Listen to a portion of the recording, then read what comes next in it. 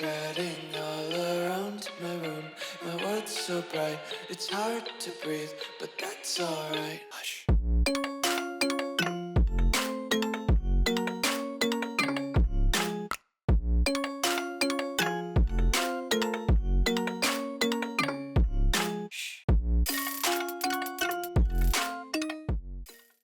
What's going on, guys? Welcome back to another video here on the World of Juice channel, and welcome officially to the start of our college football dynasty. Last year on College Football 25, we did an Ohio Bobcats dynasty where we played an entire season in one video, including the offseason recruiting, transfer portal, all that kind of stuff. We jumped in and played the moments for every single game on the schedule, and we tried to rebuild the Ohio Bobcats. That series began as a live stream series, but then I didn't have the time to keep live streaming every time I wanted to play the series. I had more time to just record our actual episode like I normally do. So then I transitioned it to just a regular Dynasty series. And that is what we're going to be doing today with College Football 26. We're going to be beginning our first full season Dynasty series of College Football 26. I figured it was the right time to start it. And there's no other team that I would want to start with than the one team to rule them all. It is, in the grand scheme of college football, when you think about the blue bloods, when you think about the heavy hitters of college football, the Ohio States, the Georgias, the Texas, Alabamas of the world, you think of BYU.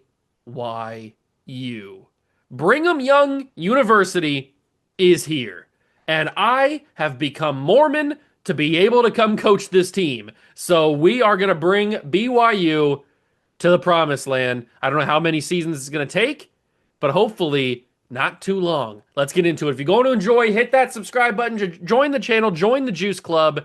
Let's get Mormon. So here we are. I've set up the franchise or the Dynasty file. We are ready to go for season number 1. I've got to week number 0, or week 0, I guess. I've got the recruiting board all set up. We'll get deeper into that as this episode goes on. But here are the guys that I'm going after. I should probably toss everybody that I actually have hours on. I should probably toss them towards the top so I don't forget about them and lose track of them. So we'll do that really quickly. I am going to be a little bit aggressive in season 1. We're going to be going after some 5 stars and a lot of 5 stars because you got to start somewhere. And I want this BYU team to be as good as possible, as fast as possible. And the only way to do that is to go after 4 and 5 stars. So we're going to be doing that right out the gates with this BYU team. Are we going to be able to get everybody? Probably not. No, probably not. We're not going to we'll be able to get everybody. We might get 1 or 2 5 stars, but you got to be aggressive. Got to be aggressive trying to get people, and that's what we're going to be doing. So we only had 600 hours, so I've chosen these 5 stars and 4 stars to go after. Like I said, we'll get more in depth with them as the season progresses. But that is where we stand with recruiting. Let's take a look at this roster because BYU this season is pretty infamous. Before the season started, they had a very controversial thing happen, and that is their starting quarterback, which I'm blanking on his name right now. Let me Google it really quickly. BYU quarterback transfer. What's his name? Jake Retzlaff. That's right. He's at Tulane. Okay, so let's go to Tulane's roster really quickly. I knew he transferred somewhere in down south. I just couldn't remember exactly. Here he is, Jake Retzlaff, former BYU quarterback, got kicked off the team and was told or had to transfer because he likes to do a little bit of the premarital devil's tango. And that is not allowed in the campuses of BYU. So Retzlaff leaves the campus, goes to Tulane's, now the quarterback of their school, and we are left trying to figure out who our quarterback is. We have McKay Hillstead, who, fun fact, we actually played against in the South Carolina Dynasty on the channel. So we know a little bit about him, but he's a sophomore, true sophomore with 75 overall. None of these quarterbacks are particularly fast.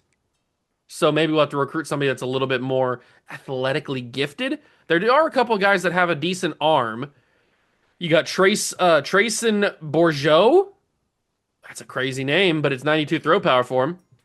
Dorian Patterson's a true freshman. He's got 90 throw power, but only 74 speed. And you know I like to throw or I like to scramble around with my quarterbacks. And then you got Bear Bachmeyer, which is a great name. And for some reason, he's a pocket passer with 82 speed. How is the pocket passer archetype have the most speed out of everybody? I don't know. So we're going to have to figure out what we want to do at quarterback. Are we going to stay with McKay Hillstead? We might have to. I don't know. At running back, we've got junior LJ Martin. Very excited about him, but we don't have a lot of time with him. So maybe one of these other BYU running backs can step up in his absence once he's gone, because he is a junior. At wide receiver, you've got one of the best players on the team overall wise, Chase Roberts, who is a senior redshirt, so we've only got 1 year with him. We've got Tiger Bachmeyer, which... brothers? I would assume your name is Bear and Tiger. I would assume you have to be related at some point. Maybe they're not brothers, maybe they're cousins. I don't know, but you've got to be related if your name is Tiger and Bear Bachmeyer. They've got to be brothers. That's a crazy name. I respect it. Maybe they're Native American, I'm not sure. But those are awesome names. Cody Hagan is here as well. Parker Kingston, JoJo Phillips, which I think is a transfer from somewhere else. I'm not 100% sure. LaMason Waller III, and then Taya Nakua, which I think is related to Puka. I think Puka is related to this man. I'm not 100% sure.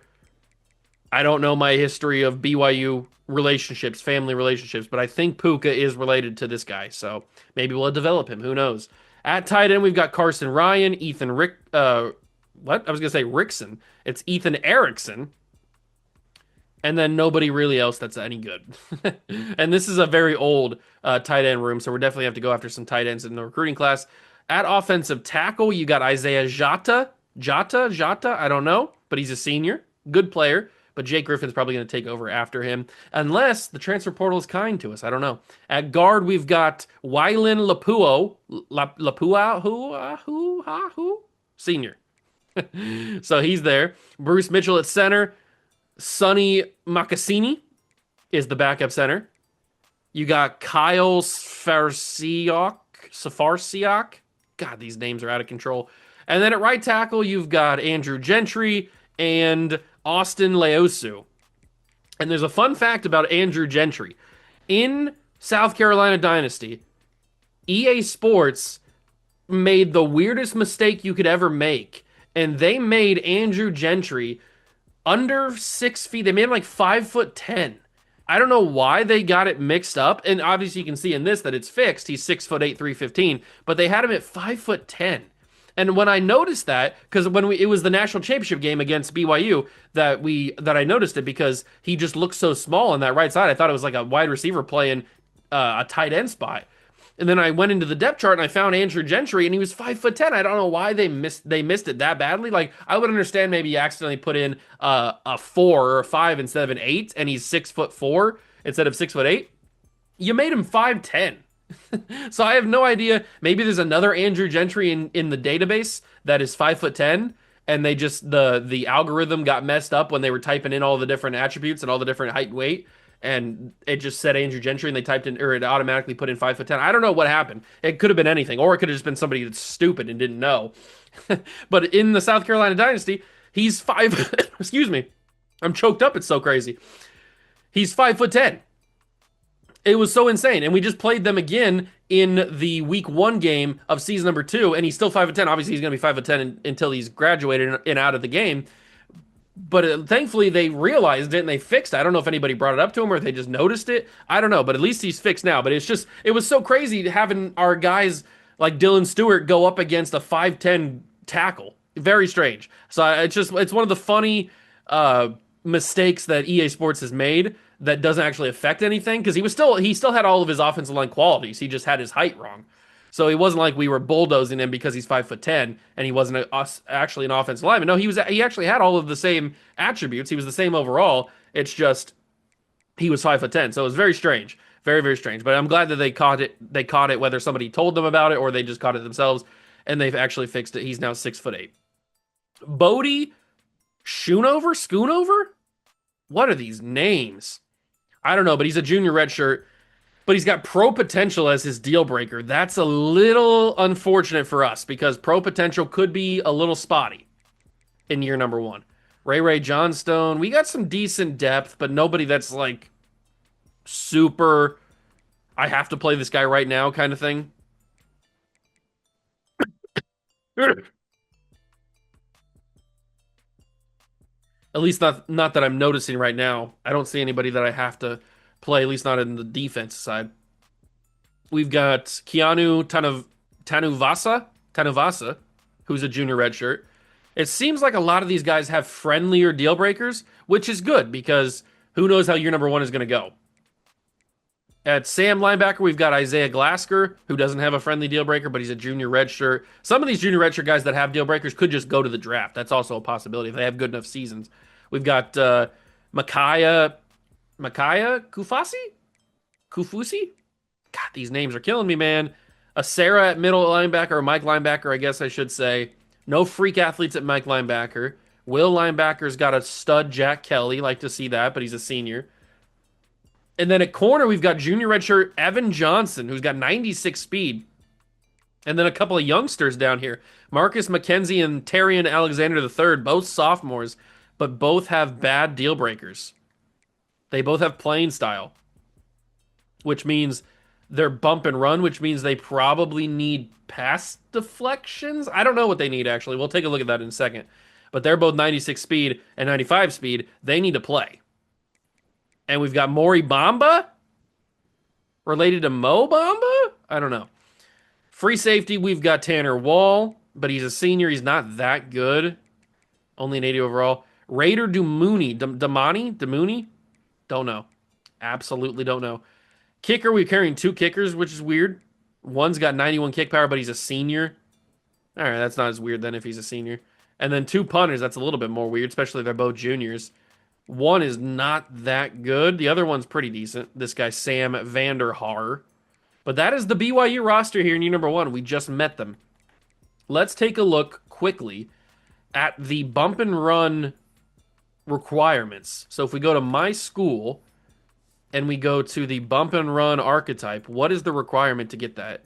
It is defensive passing yards per game, where you're currently 90th in the country. So we need to get that up. We need to grow up in the rankings so that we do not lose those two sophomore corners because those guys have electric speed at corner. We can't lose that. We do have pretty good grades, though, which is pretty nice. I like having a team with pretty solid starting grades because a lot of these you can't change. They just are what they are. They are what they are. I haven't done any red shirts yet. We could take a look at red shirts and see who's gonna get tagged with a red shirt. I think one of the two freshmen needs to get tagged. I don't know which one it is. Maybe Bear, because he's got at least a little bit of speed at 82. It's nothing great, but it's better than everybody else we have. So I think Bear is gonna take us a red shirt here. At running back, it's not gonna be LJ Martin or Moa.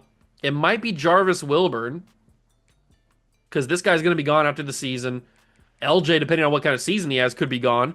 He's got pro potential. He might just be gone naturally because he might transfer away for his senior season with the pro potential thing. So we might be left with Moa, Haunga, God, good God, and then Wilburn, and then whoever else we bring in. So I'll put Wilburn on the redshirt list. At wide receiver, we've got a lot of guys that are already redshirted. It probably makes the most sense just to put Waller on redshirt, just so that we have some youth next year, because we're gonna have Nakua next year, Phillips next year, unless he transfers. And then Hagen will be back next year. Hopefully, Tiger Bachmeyer will also be back next year. But we're going to lose a couple of depth pieces there. We'll put Pierre Phillips on the red shirt list and probably, no, because this guy's 55. I was going to say probably Garrison Grimes. He's probably the long snapper of this team. That's probably why he's so low overall. I was going to put Nowak on there, but I think we'll just keep him as a regular player. Can't redshirt any left tackles. Not going to redshirt the guard. Makes sense to redshirt the center because he's not going to play unless we get some big injuries, I guess. Well, redshirt Dion Spriggs, excuse me. Darren Downs, I probably won't. Nah, I won't. And then we'll redshirt. Ooh, I can't really redshirt Ray Johnstone. He's got the playing style deal breaker. I mean, as long as we get whatever his deal breaker is back up, it shouldn't matter. So I think I'll redshirt him because him playing is not going to improve his depth chart. It's not like he has playing time as his deal breaker. These two guys, pro potential for LeGregory Bow. That's a crazy name. Mm, I'll keep him. Right edge, we can do both Bartow and Alfonso Cherry because we have a lot of depth at right edge. D tackle, we can do obviously Pafua and then Anisi Purcell. I wouldn't mind redshirting just to keep him as a veteran because he's a junior. We got a freshman that we can redshirt at Sam linebacker. Anthony Shivers is probably going to stay around, I guess. Justin Carvizin can get a red shirt. Obviously, Justin Burnett can get one. At corner, we can easily do Tavion Beasley. We have a lot of depth at corner. And I think Alexander will stay as a true sophomore. We can do Wes Culliver, and we can probably even do Tommy Process. And then we can also do Satuala. And I might want to redshirt the other punter. Let's do that. We'll keep him around for an extra season of eligibility. So that's all the red shirts we're going to do for season one. The last thing that I want to do before starting jumping into games and stuff is spending our coach abilities because we have 110 with the pre-order bonus. I used my master, or I created a master motivator head coach. So let's get into this. Let's start buying some motivator upgrades. We'll initially start with all of the uh, boosts for recruits that get when a player gets a skill cap, so that's nice. And then we'll move into players staying hot throughout quarters and timeouts and all that kind of stuff.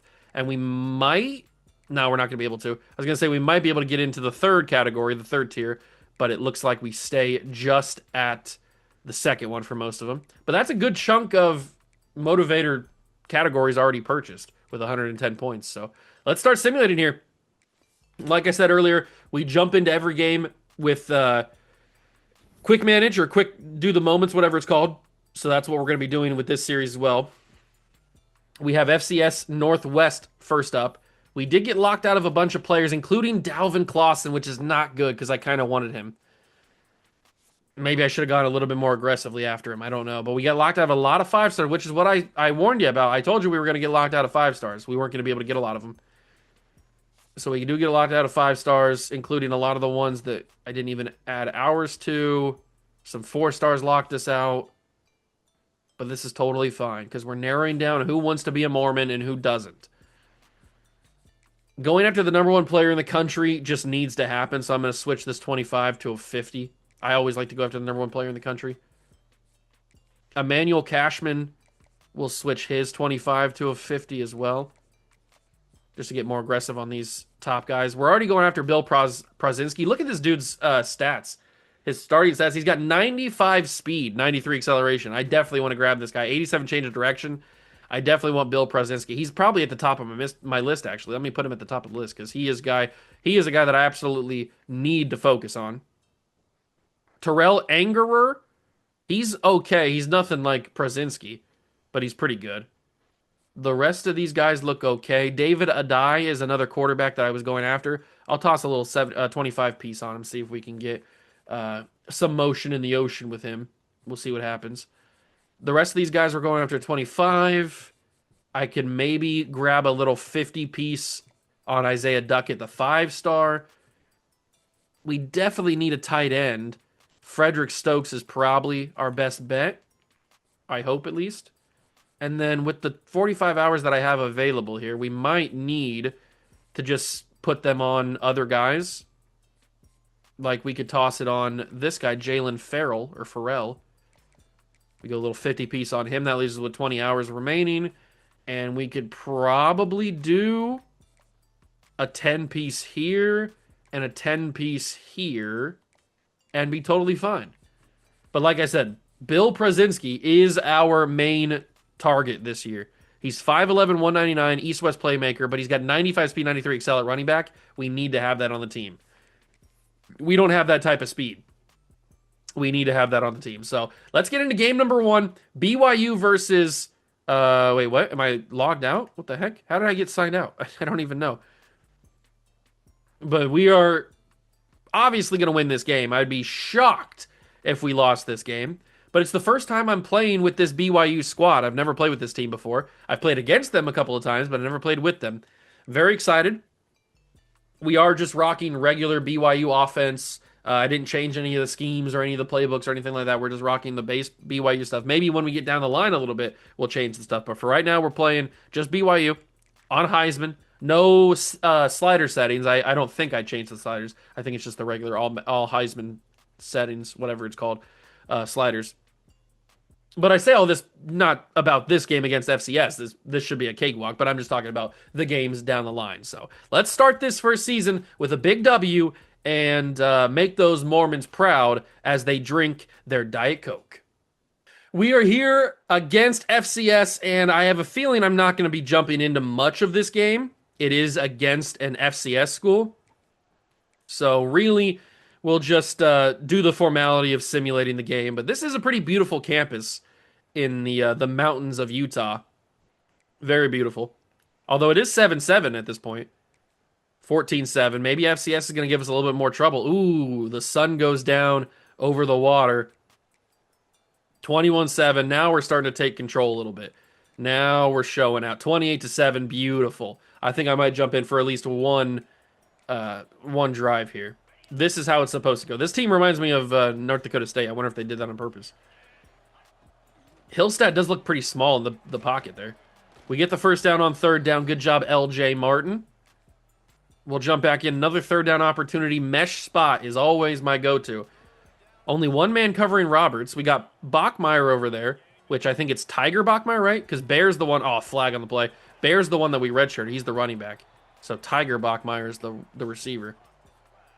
Wearing number 24 is kind of crazy. Holding on the offense. That's unfortunate because we got a big first down. It's Safar Sialshich, whatever his name is. You'd think I'd learn it. We need to get this third down. It needs to happen right here. It's intercepted. Oh, this guy has no arm strength. I think it was like, what, 88 throw power or something like that? That guy has no arm strength. No wonder I beat him so bad in my South Carolina Dynasty because he's got no power whatsoever. Let's see if he's got some sort of skill to throw the ball down the field. Intercepted off the throw at a sack. It's a good thing this is against FCS because this is not going well for me jumping in here, is it? We do end up winning the game pretty comfortably. No surprise. It was against FCS at the end of the day. We scored one touchdown every single quarter. 28-7 victory. Hopefully that improves our relationship with some of our 5-star recruits. Ooh, big time level up. That's what I want to see, baby. I'm probably not going to spend staff points or coach points every single time I level up. I'll probably let them build up a little bit. Maybe spend them twice during the season. One time like halfway through if we continue to level up pretty quickly. And then at the end of the season. All right, how are we looking? So we do have to take on Stanford. I think this is just the regular BYU schedule. I didn't change any of the BYU games. So I think this is just their normal schedule for 2025. We are growing our chance for getting Prazinski, which is our #1 target. So that's huge. We're starting good, looking good on a lot of these guys. We're just kind of second on a lot of these guys, which is fine. We still have plenty of time to go after them. But I need to make sure that Prazinski is on our team next year because that's a lethal running back to have. We need to make sure we get him. So we're still looking good, but nobody's gotten to their top 5 yet, so we can't reposition any of our points and get any hours going. But we got a big game against Stanford at home. Should be a win. Stanford's not that good, but you never know. Our first real test of the season, taking on Stanford. Thankfully, it's at home, so we don't have to worry too much about Stanford's environment. But, I mean, they're already dominating us. It is 13-0. They got, I think, 2 field goals and then a touchdown, so we're in a little bit of trouble already. The defense is not doing well, and the offense can't move the football. That's never a good combination. LJ goes, that's not even LJ. That's the other running back. All right, well, he goes for a couple. Roberts is going deep, but he's got a corner on top of him. And the safety follows him as well. But that's open across the middle. It's Hagan, and Hagan might have a touchdown here, and he does. We get on the board. Cody Hagan catches the mesh and takes it to the house for a touchdown. Stanford is another one of the teams that I thought about using as one of these dynasties, these season per video dynasties. So maybe in the future we'll see the Stanford Cardinals as one of these teams. But BYU, I thought it'd be fun to have BYU be the first one. And a handoff to Moa. I don't know where LJ is, but Moa's doing his own thing, and Moa takes the lead for BYU. Presumably we scored they hit the extra point. Yeah, it is 14-13. All right, the boys be cooking. The boys be cooking. Let's hit a little screen pass on 3rd and 6. They're not going to expect it. Nobody ever does. And that's why it's going to work. Hit a little screen pass, and it didn't work. I won the tackle battle. What are we doing here? How do I not win the tackle battle? 4th down alert. They want me to kick a field goal. I'm not kicking a field goal, you jabroni. Who do you think you are telling me to kick a field goal? What is this, 1935? LJ Martin with the catch out of the backfield, delivers the bomb. We get the 1st down conversion. And let's just hand off the ball. It's going to be LJ again. As long as we can waste time while we're doing this, it'll be all worth it. LJ fights forward. Look at the aggressiveness, the power. We need to drain as much time as possible. I might hit Tiger Bachmeier here. And I'm going to. He's wide open. Touchdown, Tiger. Ah, he got caught. Not a touchdown, Tiger. Just a simple 1st down. But it does a job. It wastes a lot of time. And now we can waste more time as we try to get in the end zone here. Or get in one play. LJ's in on one play. BYU has a substantial lead. Can we hold on for the victory, though? BYU trying to hold on. They're going to go for it on 4th down. 4th and 10. All right. Here we go. Big play. Can Stanford win the game? They're going to go one-on-one, corner the end zone, knock it out. It's incomplete, and BYU will survive. I almost tried to get the interception there, but I realized I wasn't going to be in position. The game is on the line, make the stop, so we couldn't do anything with it. I should have just jumped in myself and run the clock down, but that's okay. Stanford has another chance to tie this game. Oh, he broke the tackle. They have no more timeouts, which is good. But he does get the 1st down there, so the time will stop momentarily. Crowd is loud. It's going to be hard for Stanford to hear. Oh, it's a crazy bad ball, but a crazy open receiver. Elijah Brown, the Stanford quarterback. About to be under a minute, but Stanford is driving down the field very efficiently with no timeouts. They're getting 1st downs every play, and it's a big-time catch by the tight end. They are at the goal line, at the 3. Oh, you got to be joking. He just diced me up across the seam. An insane throw from the quarterback. He's going to spike it on 1st down. 2nd and goal from the 3. What a throw, man. I mean, there's not much else I could do. We just weren't in position. We absolutely weren't in position for that. Oh, back to the end zone. Touchdown, Stanford. That's brutal. That is real brutal. They've tied it at 21. Man, how did we get here? We had a comfortable lead, and we let it fall through our fingertips. I don't even know where to go with this football. I think I might have to scramble. There's not really anything there. I'll call my 1st timeout just so I can focus and not run hurry up. Because I need to pick the right play. All we need is a field goal. It's not like we have to go score a touchdown. So we just got to play for the field goal. Toss that in, get intercepted, and have the Stanford Cardinals win. Pick 6 Stanford. They're going to win the football game. Yeah, I saw that happening, and I still threw it. So I don't know what that says about me. I'm stupid is what that says about me. Yeah, we're going to lose the football game on that. And that's a brutal way to lose. I'll say that much. I will say that much. Maybe some miracle can happen. Go one-on-one with Roberts. He drops it. How did you drop that, Roberts? That was in your hands. It doesn't get much more in your hands than what you just had right there. I'm surprised he dropped that. I mean, he even spun away from the guy to catch it. Tiger Bachmeier. Incomplete. There's not much he could do about that. The safety was covering him as well. I think I might have to send Hagan on a post just to take that safety away. So it's one-on-one. Oh, I'm not going to get it off, aren't I?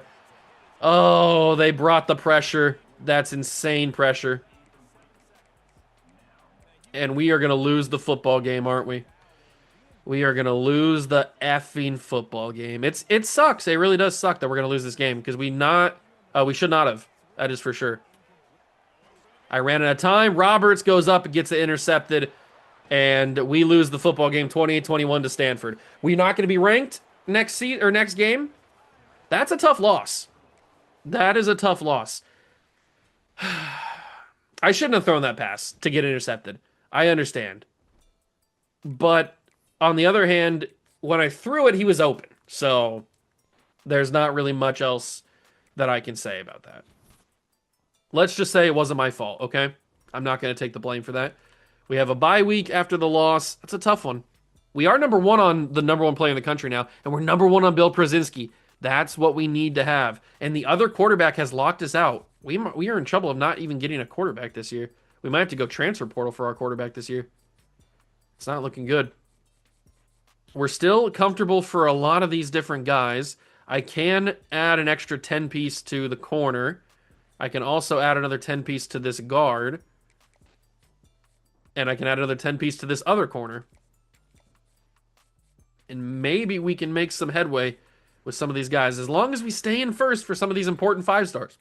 Excuse me. We should be good to go. But they're still dragging their feet with this stinking not getting down to their top 5. Just get us to the top 5 so we don't have to worry about this anymore. I can start hard selling. I can start doing all kinds of stuff. We get locked out of some more people. But we're still number 1. We take on East Carolina on the road. We're not in 5 for anybody yet. We get locked out of you. Actually, TJ Blanco is just a deal breaker. What is your deal breaker? I don't know what it is. You know what? I don't care. We're going to take you off the board. We're also going to take you off the board. We're going to take you off the board, and we're going to take you off the board. These guys don't want to be Mormons. It's as simple as that. But these guys do. These 5-stars do want to be Mormons, so we're looking good there. Oh, we'll keep on it. We will keep keeping on it. And we've got East Carolina, first game on the road this season. Let's take them on and get our revenge. Get back in the win column because that was a brutal loss to Stanford. I'll say that much. First road game of the season, taking on East Carolina. Pretty decent plane ride to get over here from the great state of Utah to get all the way over to Carolina. But we made it, and we are here at night, to take down the Pirates. We're good, clean boys here at BYU. We don't do any of this debauchery that Pirates take part in. All we do is soak and drink Diet Coke. That's all we do. And read our the good book, the Bible. Actually, I don't know what they read, to be honest. They might read the Bible. I have no idea. But we stay clean.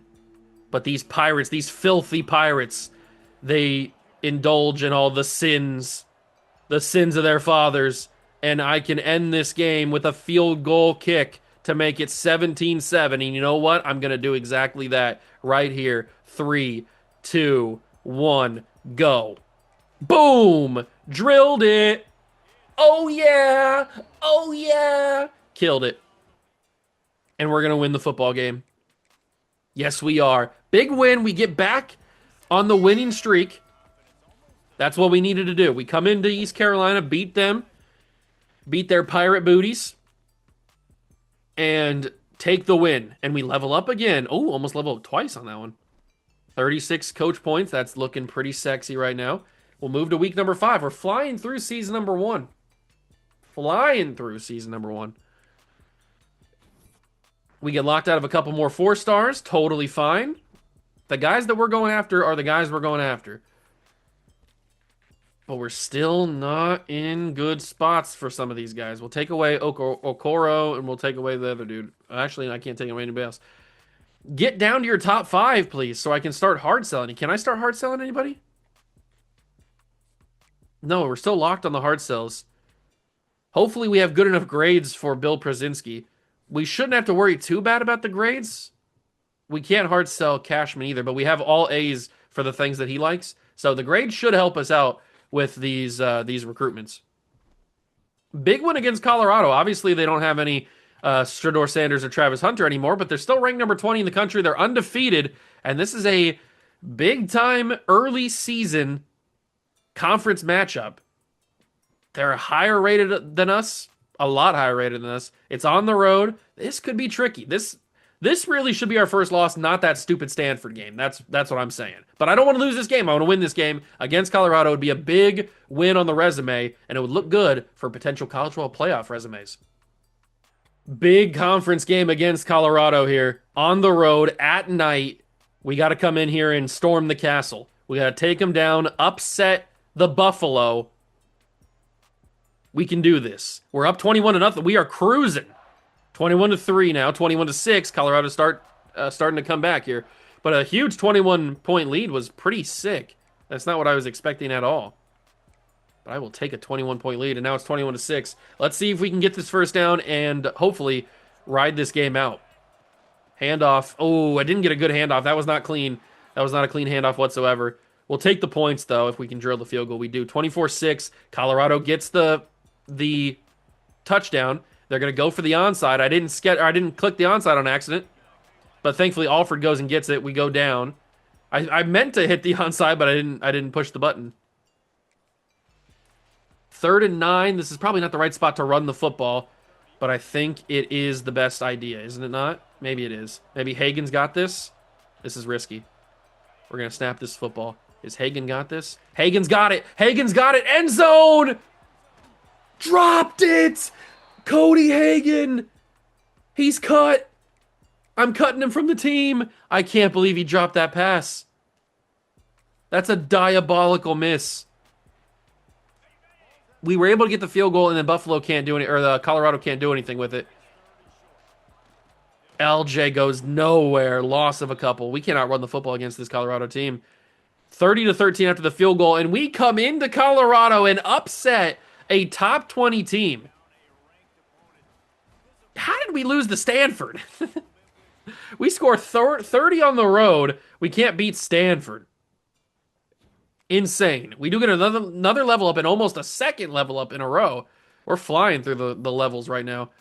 Very upset that we could not beat Stanford, but we do upset a huge game there against Colorado. They're no longer undefeated. They're probably not even going to be ranked anymore. That's a tough loss for them.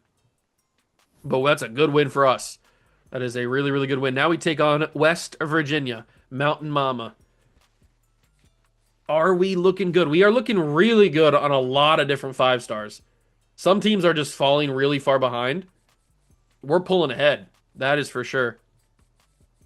We are pulling ahead. But these stinking 5 stars, most of them haven't gotten their top 5 narrowed down yet. Some of these 4 stars have, and we probably should capitalize on that. Let me take, what are some of the visits that we need to work on here? 15 for you, 30 for you, 20 for you. Okay, so it's 15, 20, 30, so it's nothing too crazy. So if I free up hours from Isaiah Duckett, I can't, that's too risky. Maybe from Frederick Stokes, the tight end. Maybe if I just toss a 25 piece on him, that might be a little scary. But if we schedule a visit for week 8 against Utah for Bradley Ivory, that might be good. And then Terrell Hendricks needs 15. We might be able to pull a 5-piece off of somebody. Let's pull a 5-piece off of you. Actually, we don't have a 5-piece on you. Who do I have a 5-piece on? I don't have a 5-piece on anybody? Okay, well, I guess I'll have to rearrange some of these points then. Let's go to... let's go to somebody. We can take 50 off of Jalen Farrell because Texas is the only other team going after him. They're not even going after him that hard. So I can put 35 on him and we should still be good. And then I can also now schedule the visit. We can get you on a week 8 as well. And we got good grades for most of the stuff you like. So we'll do coach stability. That opens us up to 10. I probably can't schedule any more hours than that. So I'll just toss 10 back on Frederick Stokes just to make it a little bit more competitive there. So we finally scheduled some visits, but those aren't the visits that I was necessarily wanting to schedule. I really want to schedule the 5-star visits, and we're running out of time. But we take on West Virginia back at home. We're coming off of a big Colorado win. This should also be a win. Back at home against West Virginia, we need to get this win. I mean, we can't just go on the road, upset Colorado, and then have a goose egg against a team like West Virginia. So we got to come in here and impress. 2 minutes to go in the second quarter. A 2-minute drill is what they call me. They call me 2-minute juice because all I need is 2 minutes. So here we go. Cody Hagan catches it. That's the 2-minute warning. That's a decent start. It's a couple of yards. Chip away. Chip. Is Roberts actually going to be open? Probably not, right? He sucks. Let's just keep going across the middle. It's Hagan. Get out of bounds. We have 3 timeouts, but we don't have to worry too much. Injury to one of our offensive linemen. Not Gouda. I'm going to send Hagan or Roberts. You know what? Give me Roberts on a corner. Let me get a little crazy. Let me get a little spicy up in here. A little spicy margarita. Oh, I think he's got it. Roberts. Sideline. Catch. Galaxy brain. Put me in the NFL. I'm a coach. I know how to adjust things. And not just myself. 1st and 10 after the big play. I'm going to wait on it, wait on it, wait on it. Fire it to Roberts. He's got the first down. 1st and goal, and West Virginia's starting to get a little scared. A lot of little tight bums. Little clenching action going on. They're getting a little spooked. Handoff. Moa, he's in. Touchdown, Mormons. Cosmos breaking it down over there. We're getting crazy. And they give us the football back again. Oh my God, it must have been a turnover immediately or something. I don't know what happened here. We have a chance to take the lead before halftime, which is not where I expected us to be. Touchdown, Mormons. Let's go. Huge play. What a throw. West Virginia trying to get points. They can't get points before halftime because they suck. And we're at the end or the goal line again. Oh, we're cooking. We're cooking with peanut oil. Wide open is the triangle man, and he drops it. He got rocked. Absolutely stonewalled. And drops that football. LJ has possession. LJ, end zone, touchdown Mormons. We lead 21-7. This is going better than I thought. Although West Virginia gets on the board, 21-14. Don't lose the lead. This is not going to be a Stanford situation. It simply cannot be a Stanford situation. I can't live through a Stanford situation. LJ, good first down run, but an injury to a West Virginia player. He's faking it. You can't see that, referee? He's clearly faking it to save a timeout. I can't believe they allowed that. Across the middle, Hagan, catch. Big catch from Cody Hagan. One timeout used by West Virginia. Handoff. LJ not going anywhere. That might be for the best. Even though he lost 2, it's another down where they have to use a timeout. They will have the 2-minute stoppage, but that's not going to help them. LJ, great blocks, never mind. End zone, touchdown, Mormons. And he's boxing the pole. I don't know what they call that. Touchdown, BYU. Looks like we could hold on, and we do. Big win. Now we're starting to come together. And these wins that are starting to rack up here make me even more frustrated that we lost that Stanford game. We should have put more points on the board earlier before I even had a chance to throw the pick in the first place. Oh, man, we're getting some crazy good levels here. We got 56 coach points. I might spend them here as we get to the week number 7. Week 8 is the rivalry against Utah, so we'll have to be careful of that. We get locked out of a couple more 4 stars. We're losing all the 4 stars. It's really just the 5 stars that we have ours on that we have a chance at. We got ranked again, which is nice.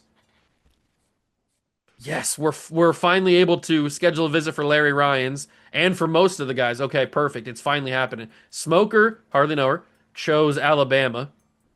Good luck being in the land of sin. Bill Prozinski, we need to get him on a visit ASAP. But he needs 40. Oh, my God. Where's he from? He's from Maryland? Oh, why is the best player in the class from Maryland?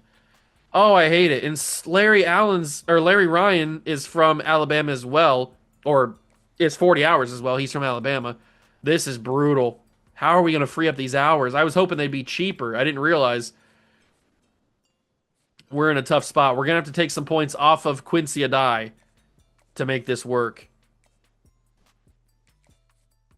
I'll put I'll put 10 on him for now because we have to get these guys on campus as soon as possible or we're going to get scooped up. So that week 8 game against what's his face, Utah is going to be absolutely massive. Championship contender is the one that he likes the most, so we'll give him that. We need to free up 10 more hours. How do we go about doing such things? Probably on Farrell. We free up that 10 that we have right there. And then we put it on Larry Ryan's. A 40 piece. We can get him on week 8 as well. We're making week 8 the most important game of the season. And it's a rivalry game as well. We are really getting crazy. We are getting real crazy here. But if we can just get these wins, it's all that matters. We've got a big conference game against Arizona. They're not having that good of a year. And we are rallying right now. We're starting to rack up some pretty important wins. So let's just add Arizona to the win column. Taking on Arizona on the road. We need to keep up the momentum. We got a lot of good momentum going on right now. We came off that big upset against Colorado. We beat West Virginia. We're on a nice little streak right now. We need to keep up the pace, but we're down 14-0 against BYU or against Arizona. That is not keeping up the momentum. This is not a very good Arizona team. They're 2-3. We are clearly better.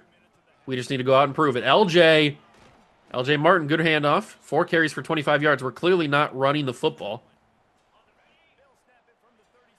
But we need to find the touchdowns. That's actually wide open. Tiger Bachmeier up the field, first down. Look at that man rumble. Look at that big man rumble. We'll call same play, but flip it to the other side. Because maybe that will work. We just need to get some points. I'd like it to be I'd like it to be 7 points. That barely worked. But I hope it is 7 points and not 3 points or no points. We definitely need to come away with something. I think this is going to be a Roberts play. He should have enough speed to turn up the field, and he does. Chase Roberts out of bounds. Okay. Delivering some beautiful balls. That's all I know how to do. 43 seconds. All of our timeouts. We are kind of in field goal range, but I want a touchdown, like I said. There's Kingston. I'm going to call my first timeout there. Cosmo hitting some handstands. Let me flip this play, actually. Oops, that's not the right thing. Can I actually do the right thing here? There we go. All right, we'll flip the play. Give us a little bit more space to work with. Let me just dump that off to the running back here, Moa. We'll go out of bounds, save the timeout. 3rd and 4. Maybe a slot quick. This could work. These tend to work. I don't know what happened with the quarterback. He didn't get out of his drop. He didn't get in his drop back very easily. I don't know if he stumbled. What happened? Let me see the instant replay of this. What happened here? Yeah, he didn't stumble. He just stood there. I tried to move him back. He just slowed down. That was weird. I was trying to move him back to create some more space and nothing happened. That's wide open. They left the middle of the field. It's Ryan. He gets the first down. We'll call our second timeout. All right. We're doing a really good job of moving up the field here. I'm liking this. I'm liking this a lot. Little play action. Little play action. Little play action. Little play action. Ryan catches it. Final timeout used. Maybe not the best spot to use a timeout there, but I didn't want to risk losing a lot of time here. Because I think this could be the touchdown throw. Or the touchdown run. Or the touchdown throw. They left him open. You left him open. Touchdown BYU, Cody Hagan. What a rallying drive right there. That was really good. We just need the defense to actually step up and do some things, please. 21-7. Oh, the defense is not coming to play, are they? Late third quarter action. This is not looking good, is it? Not looking good. Fire that across the middle. It's caught. Cody Hagan. I thought that was going to be intercepted. The guy that was right there didn't even make a move on it. Maybe because it wasn't intended for his guy, so he never really registered for it. I don't know. But I thought I threw a pick right there. Hand off to Moa. Moa is down at the 1. Maybe a little hurry up action will get us in a better spot. Quick snap. Hand off Moa. He's in. We're down by a touchdown again. Defense has got to step up, man. Make the stop, please. We did make the stop, but they didn't give me a chance to jump in. I think we had the stop, but then we turned it over again. And we're back down by 2 scores. Oh, this is a brutal, brutal game. Bachmeier's not open. Roberts catches that 3rd and 1. This is rough. This is a little ruffian. I'm not sure what I called here. Did I call a run? No, I called a pass. Oh, I think that's open. Oh, it's not a hard throw. Bachmeier. It's intercepted because I pulled the guy away. I was trying to turn him around to get to the ball, and it just he never figured out where it was. This is brutal. This is brutal. Are we going to get a chance? We actually have a chance here. We've got the punt. A minute to go. Oh my God, the accelerated clock just murdered us. The accelerated clock just absolutely ate my lunch. And it called me big fat meanie as well. 25 seconds. Oh my God. You gotta be just joshing me right now. This is the spot that we're in. We have a quarterback with not really much of an arm. 25 seconds, need a touchdown. Are we really going to suffer our 2nd loss of the year? I got to throw it. I can't scramble. That'd be terrible. I got to jump in here. This has to be my loss. I wish they would just play press coverage. Why aren't they being stupid and playing press coverage? Maybe the corner route with Ryan works? No, the corner route never was there. But maybe the deep stuff, just chuck it deep and hope the best player in the team comes up with it. He can't do it. Not his fault. I mean, that was never going to be caught. 13 seconds left. I can't believe we're going to lose our 2nd game of the year against a bad Arizona. Why are we losing against the bad teams? Down the field, the ball just doesn't have any zip to it. There's no carry to this football. I'm not quite sure what else to do. I'm trying to throw it as hard as I can, but Hillstead just doesn't have the arm strength. He's got a wet noodle.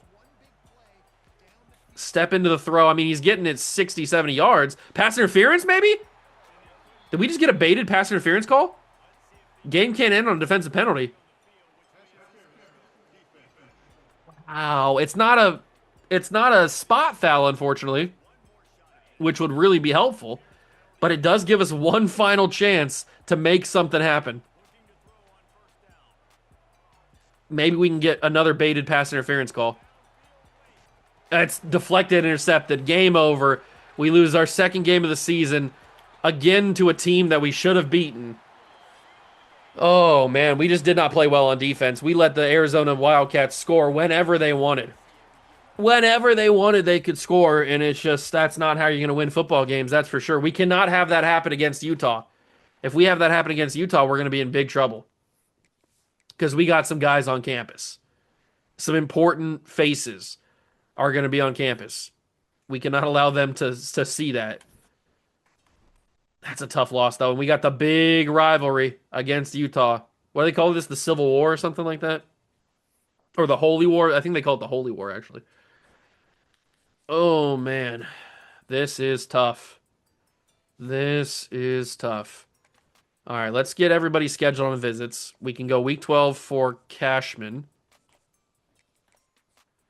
We've already got you. We can get Alex Skaggs on a visit. He needs 40 hours.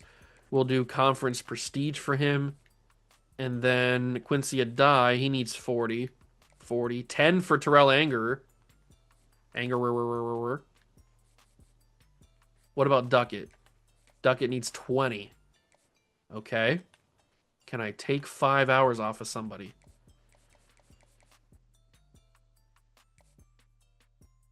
I probably can. I can just get Angerer on a visit, I guess. But I can take 5 hours off of somebody. Probably you. Let me take 5 hours off of you. Then we can schedule, not Stokes, Duckett on a visit. We can get him on week 12. He likes proximity to home. He's from California. He's probably going to like conference prestige. So I think I'm going to do that. He's probably going to like conference prestige. All right, so we got the big names on a visit. Week 8 and Week 12 are pretty important games, but Week 8 is the most important. It's the game against Utah. We need this win. We need it more than we need air to breathe. They are undefeated, number 13 in the country. The Holy War. This is massive. It's the biggest and most important game of our first season here in BYU territory. It's the Holy War against Utah. They're undefeated, number 13 team in the land. But they come to play us. Thankfully, we have home field advantage here, because if we had to go to Utah in season 1, I'd be a little bit more upset, a little bit more terrified. But having home field advantage helps out a little bit. But more importantly than having home field advantage, this is the game. If we don't win any other games the rest of the year, we need to win this game. We've got so many important people on campus right now. We need to win these games outright, and Chase Roberts gets the first touchdown of the game for us. Nice job. Can the defense please deliver? It doesn't look like the defense is going to be as good as they can be. Oh, the Utah Utes score a touchdown. It's 7-7. Ryan catches that. We're in a 2-minute drill here. We need Hillstead to play his best brand of ball. If he can do that, we'll be fine. LJ Martin, big catch out of the backfield. He turns up the field. Injury to Lander Barton from Utah. Does LJ break away here on the wheel? Do we think that happens? No, that safety's watching it. There's no way that happens. But it is a catch for Bachmeier. And we are about to be under a minute. We'll go a little hurry up here. Maybe catch him off guard slightly. I'll try the same play from the opposite side. Maybe LJ can get on this side because there's no safety over the safety's in the middle. This could work. He's tracking it. Roberts goes down. He gets 3rd and inches. Really? I can't believe they didn't give me a first down there. Whatever. 40 seconds to go. I have 2 timeouts. I don't really know where to go with the football, so we'll go with Moa. And I can save a timeout here by going out of bounds. Perfect. 34 seconds. We're actually moving the ball fairly efficiently here as we try to get down the field. They had everybody playing super back, and now they're coming closer. Strange play call and decision initially. Step up in the middle. Oh, he got hit on the throw, but it's caught. I'll call my second timeout. I was trying to use that step-up ability that Hillstead has, but I got rocked as I was using it. Thankfully, the ball got there and didn't get, like, knocked incomplete or something. 28 seconds and a single timeout. 28 seconds and a single timeout. Roberts is open enough, but it's a bad ball. Hillstead, what are you doing? That's a touchdown if you deliver a ball in stride. Man, I was just about to compliment him for leading a fairly good drive so far. Hagan catches it. He's trying to fight. I'll use my last timeout. It's a little risky. It's a little risky calling the timeout right there, but I believe we can score on this play. And if we can't, we're going to be in big trouble. But I believe that we can. It's going to be Ryan. He catches, touchdown, BYU. The Mormons are back on top. Utah can't do anything with their ball. So it's a big 3rd down. We're going to give this to LJ, and hopefully he can get in. LJ, big blocks. LJ Martin, huge run. First down for him. That's really big. We needed that. Really, really needed that. But now we're at a 3rd and 11. We are kind of in field goal range, but not really. It's a deep field goal. So we'll have to deliver a ball here. He comes in and almost intercepts the pass. I thought he was out of the play at all, like the whole way. I didn't think he had a chance. We hit the field goal. Oh my God, we have entered nighttime territory. It's the witching hour. Utah can't do anything with it. Oh my God, 4th quarter. 3rd and 10. There's hope. Tiger Bachmeier. I tried to make something happen there. It didn't really work, did it? We didn't kick the field goal. It's Utah scores. I knew that if we didn't score there, they were going to score. That was pretty obvious. And now we're in danger. We're up by 3 against the number 13 team in the country, undefeated Utah in the Holy War. And LJ has a really good run there. The bounce off of his offensive lineman might have actually helped him there. They have all 3 of their timeouts. We're going to need at least two first downs to win this game. We're not going to get any blowout victory, but I wasn't really thinking we were going to in the first place. I was not expecting a blowout victory when I started this game. I just need a win. Oh, that's wide open. Hillstead delivers a beautiful ball to Hagan. That's the second first down. Or the first first down, excuse me. That's the first down. We just need one more to win this game and upset the number 13 team in the nation. We would, if we can win this game, we would have a win over, at the time, number 20 ranked Colorado, and at the time, number 13 ranked undefeated Utah. Colorado was also undefeated. I guess we just play well against the giant teams. Come on, man. We just need one more first down. That's all we need. One more first down, and we can win this game. I gotta throw that. It's gonna be intercepted. I had to try something. Oh my God. Why? Why? I had to try to push the ball. I had to. And it might have cost me. No timeouts for Utah. A minute to go. They need a field goal to tie. They're going to play the sidelines. He only gets 2 on the throw. They could go for the win and a touchdown, but all they need is a field goal, which is very upsetting. But no timeouts makes it a little easier for us. Little check down underneath. That's not good. He got a lot of yards he shouldn't have had right there. I missed the initial tackle. He got a lot more yards than he should have had. And they're going to waste the first down on the spike. So it's second down, 52 seconds. They're already knocking on the door field goal range here.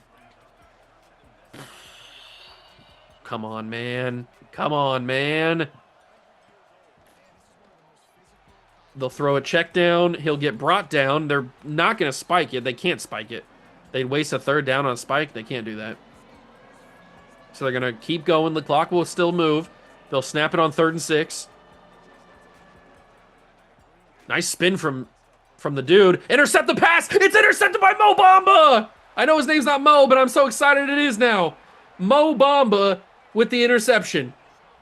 Ball game. BYU will upset Utah. It's close enough. It's Maury Bamba. You know what? I'm going to nickname him Mo. It's Mo Bamba. We're going to upset the Utah Utes. What a win. Man. What a win. With 5 stars on campus, we pull out that victory. I know it's not a blowout. It's not going to do much in terms of the win, but hey, it's a huge rivalry win. The Holy War against an undefeated top 15 team in the nation. That's a big win. Our playoff resume looks pretty good, even though we have two losses. We've beaten a few pretty impressive teams this year. And one was even on the road. We went to Colorado to beat them. Let's see how the win affects those 5 stars. Are we looking pretty confident? We are in control on a few players. But Ohio State's starting to make a push on Prozinski. We need to start hard selling him. Unfortunately, we do have an F in the hard sell for Prozinski. Oh, I don't like that. The hometown hero one's not great. But I'm going to have to try it. Ohio State's making too big of a push to not try it. Larry Ryan's we're looking good on. We have not a great sell for him because we have a D. But maybe it won't matter too much. We have an A-, a B, and a D+. That's not great, but we're going to have to try it. Cashman, we have a really good sell on him. We have all A's, A-, A+. Yeah, that's a really, really good sell. 2 A+ and an A on Emmanuel Cashman. I said Blake Cashman. On Emmanuel Cashman, that's a really good sell. That's the best one we can have, unless it's all 3 A+, I guess. Alex Skaggs, we're probably going to have to go to a hard sell as well. And his hard sell is this one. Yeah, it's Status Seeker, which is an A-, a B+, and a C-. That's not the worst one we could have. It's not amazing. Quincy Adai, we can now schedule a visit for him. We can get him with a couple of complimentary visits as well. He likes Coach Prestige, which we don't have great Coach Prestige, but we are good enough. We can toss a little 25 piece on him as well. Actually, you know what? We got to go to a hard sell on him. Got to get that good old-fashioned hard sell. We kind of know what he likes. It's probably going to be Status Seeker, but is there another option? It could also be House Call. Or it could be Aspirational Goals. Oh, it's too... Nah, there's too many different options. We can't risk that. We'll just go 50 for him. We can't risk not knowing and getting it wrong. We're in too close of a battle right now. We have 5 hours left. Who can I toss these 5 hours on? Maybe on Farrell. All right, so we got switched to a hard sell on a lot of these guys. I'm a little bit worried about Ryans and Przinski because our hard sells are not great. Our hard sells are not great, but we have a game against Iowa State. What's the schedule looking like right now? We've got Iowa State, then another bye week, and then 4 more games left to go. So Texas Tech, TCU, Cincinnati, UCF. Some pretty interesting games there. All right, 5 games left to go on the schedule. Let's spend our skill points here, our ability points. We'll keep going into Motivator. We can now start buying the put in work, which all position groups will get big time off-season training boosts, which is huge. That's a really big ability. So now all the different abilities or all the different position groups get those off-season training boosts, which is pretty important. Let me take a look at how many skill points we're earning right now because I have it on. Oh, nobody's got any skill points. I didn't know if they earned them during the season or not. They must get them during the off season. That's okay. I have it on manual auto upgrade or manual. That makes no sense. Manual upgrades so that I can choose which categories get what skill points and that kind of stuff. Let's take on Iowa State. We're coming off of a massive high after winning the Holy War, so I'm hoping this isn't like a letdown game. That'd be pretty disappointing. Taking on Iowa State the week after the Holy War is a pretty crazy like snap back to reality after having to get so hyped up for that rivalry game. Thankfully, we came away with a win, and we need to come away with another win here to keep our momentum rolling. 10-3 so far, 17-3. All right, 17-10. Let's get another touchdown on the board here. 4th quarter action, 3rd and 8. Got to get another touchdown here. Got to get another touchdown. Stadium Pulse is going crazy. The crowd here in Iowa's going nuclear, and I got hit on the throw. It was already a soft throw to begin with. That is not what you want to have happen. Jeremiah Cooper picks me off. Not ideal. But maybe they can't capitalize. They only get a field goal on it. All right. That's decent. Only allowing a field goal is pretty good. But that means a touchdown wins the game. And we don't want that. We want to win the game ourselves. LJ, first time out used by Iowa State. Got to get a couple first downs here. Just like the Utah game. Just got to get a couple first downs and we'll win. Very simple. Very, very simple. They don't have Brock Purdy anymore. This is not the Iowa State team with Brock Purdy and Breece Hall and all that kind of stuff. Although they weren't even that good with Brock Purdy on the team. LJ can't get the first down. They saved their timeout. Somewhat disrespectful. I'm going to let this go to the 2-minute warning. 4th and 2. I am going to go for this. I know that sounds a little crazy, but I'm going to go for this.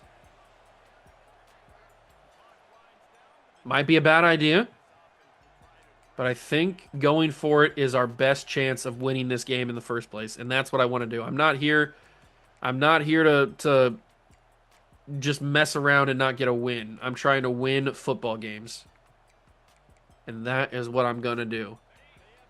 The Mormon juice is flowing.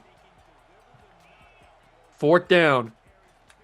We've got a guy open. It's Moa. First down, ball game. The aggressiveness pays off. We get the first down, and we can win this football game 17-13. All right, looked a little sketch there at the end. But we were able to survive. We were able to hold on, and that is a much needed victory. It keeps us in the good graces of the recruits. I'm feeling good about this schedule. We got the bye week coming up in week 10. I'm feeling good. We do have a couple of ranked teams, or at least they were ranked when we checked. I don't know if they're going to be ranked when we play them. We just need these guys to commit already. All right, big bye week. We're ranked number 25 in the nation. Oh, Larry Ryans is so close. We've gotten dropped on Emmanuel Cashman, which is weird because the hard sell was our best one we had. That's a little worrying that Georgia's jumped up so much on us. That week 12 visit is going to be really massive. Bill Przinski, I don't think I can do anything else with him. Skaggs, we got him on week 12. Quincy Adai, we got a week 12. All right, we found out a little bit more information so we can go for the hard sell now.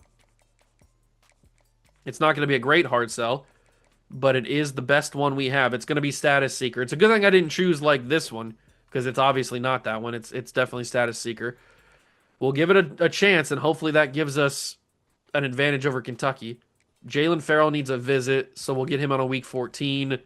He likes conference prestige. We're running out of time for Terrell Angerer, and now that I look at it, we probably should have went a little harder on him because what if we don't get Przinski? We should have had a backup plan for him because it's looking like we're not going to get Przinski. We're losing out on Duckett. Oregon made a massive push. I don't know if there's much I can do about this. What's the hard sell for him? It is this one, Conference Legend. That's a pretty okay one. I don't hate that. We might have scheduled too late on the week 12 for some of these guys. I think we're going to lose out on Quincy this corner, so I'm going to take off all of our hours on him. You sometimes just got to know when to give up on that. We have more pressing matters to attend to, so we gotta focus. Frederick Stokes, we need to go super hard on. We need to hard sell you. Nobody's got him on a campus yet. Nobody's got a visit for him. But I don't think I have enough hours. I need 40 hours. I can't spare any other hours. All the hours are going to team players that I absolutely need to have. Except for this guy, maybe. Emmanuel Weltzko? Waletsko? I don't know how to say that name, man. Soma Gash is probably not a possibility either. No, we can't even get him on visit. Let's take the hours off of him. We will repurpose those hours. Let's take those hours off. That gives us a chance to schedule Stokes on a visit. And maybe that'll turn the tide on this recruitment. Oh, we can't get him on a visit. Week 12 and 14 are all booked up. Ah, that's tough. Okay. That's probably why Ohio State and Clemson don't have him on campus either. Because they're the only things he can go on are all booked up, it looks like. That's tough. We can get this guy on a campus, so we might as well. Oh, wait. The reason I didn't even notice the reason he can't come on week 14 is because he's going to campus with Tennessee, but he's already locked Tennessee out. Oh, that's so stupid. That's so stupid. The reason he can't come to our game is because he's already going to Tennessee, but then he's not even gonna, he locked him out. Oh, that's a tough one. That's brutal. He already locked him out. Man, that sucks. That sucks some big fat ones. All right. Well, we've repurposed some hours. We're trying to make a push. Will it work? Probably not. I'm a little bit scared, a little bit terrified, a little bit worried. After we get through this week 10 bye week, we'll take a look at the conference standings, see where we stand as far as the conference goes, the Big 12. We got locked out of Stokes. He chose Ohio State. Ah! Five-star tight end just washes away. That's a brutal one right there. That is a brutal one. We're still in the lead for a few guys. His deal breaker's championship contender. That could change for Ohio State, but it's not going to in this season, so we'll move him off. Where else do we even go? We have 120 hours, so we can go crazy on spending our hours now that things have been freed up. That's not what I wanted to do. We can go hard sell for you. And you like, what do you like? You like this one? Yeah. Hometown hero. That's a decent one. We can also get you on a week 10 or week 14, I mean. He's from Utah. Angerer is. We can swap you to a full hard sell. Which one is it? It's aspirational goals. That's also a pretty decent one.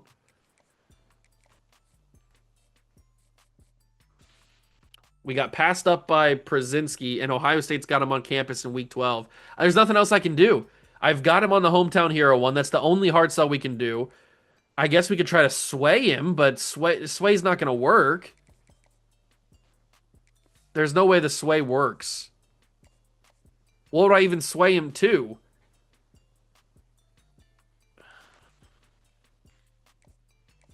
What would I even sway him to? I guess I would try to sway him to, I don't even have any good options. Because the only two ones that he likes are coach stability and conference prestige. I could maybe try to sway him to that, but that's a medium success rate.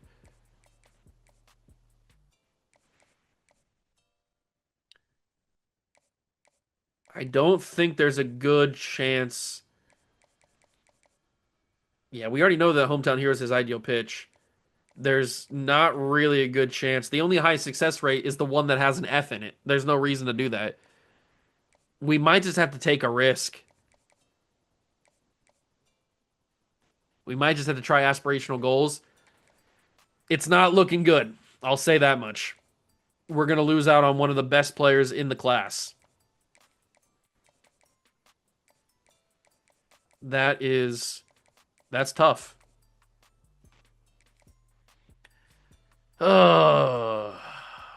Emmanuel Cashman. I don't understand why we're losing out on Emmanuel Cashman.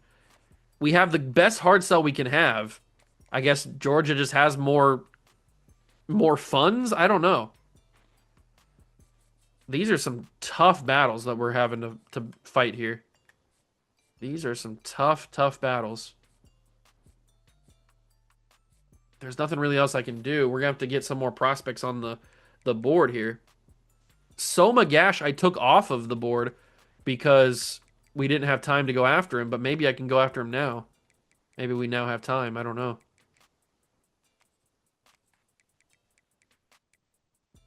We do need to go after another tight end, I think. Not a pure blocker, though. There's a dual threat quarterback possibility and another wide receiver. Maybe we can make something happen here. I'll reoffer my scholarship to Soma Gash. We can't get him on campus anywhere, but I might be able to get him over. You know what? This might be a wasted. West Virginia's already going after him pretty hard. And they've got him on week 14. Yeah, this is over. I don't know why I even put him back on the board. There's no reason to have him here. Let's just take him back off again. We're not going to win that battle. But these guys we actually could win. So nobody's offering them scholarships. Let's just go after them and see what can happen. Maybe something good can happen. I don't know. Is this quarterback going to be any fast? I don't know. He's got 86 throw power. He could be fast. He's probably not going to be that fast. All right, well, whatever. We moved to a big game against Texas Tech. They're number 13 in the country. Last time we played number 13 in the country, we beat them. That was Utah. Let's go and beat these guys. I think we can do it. But you never know. Pretty important game here on the road at night. In the rain, it looks like. Against Texas Tech. The Red Raiders are trying to ruin our recruiting season. And we can't allow that. We're up 14-0 now, 14-3. Come on, boys. Just pour on the scoring. Just keep on scoring every single time you have a chance. It's 21-13 now. Texas Tech battling back. There's a 28-13 lead. 28-20. I don't like this. Utah or Texas Tech is battling and keeping this game close. Don't let them do it. They scored. No. How did we blow the big lead? Oh, I hate this BYU team, man. We've blown the big lead. I think this is the first time I've played against Texas Tech. I don't remember this stadium at all. We've blown the big lead. They've tied it at 28. Not only do we let them score, we let them get the 2-point. It was 28-20. But the good news about all of this is, all we need is a field goal. We can walk it off with a field goal. LJ carrying forward to the 31-yard line. I don't like the look of anything here, but I'm going to have to try it. Let's just go underneath. Erickson, battle for the first down. He got it. Big fight from Erickson. He got the first down. We needed it. He got it. Bachmeier heard me. Tiger Bachmeier has a chance here. No, he doesn't. I lied. That's an interception. We're going to lose the... I did it twice!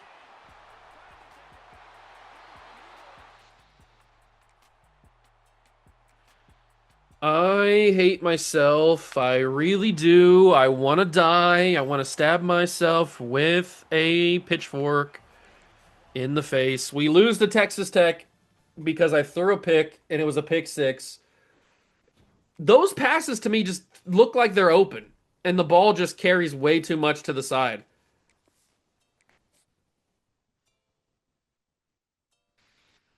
Oh, that's tough. We get a first recruit of the year. It's what? I can't even speak. I'm so upset. It's Bradley Ivory, 4-star guard. We lose on Isaiah Duckett. He chooses Oregon. But at least we got a commitment. Oh, why did we lose that game? Przinski, we fall into third. There's just nothing I can do. I can't do anything else. The aspirational goals sell. I don't think worked. I think we failed it.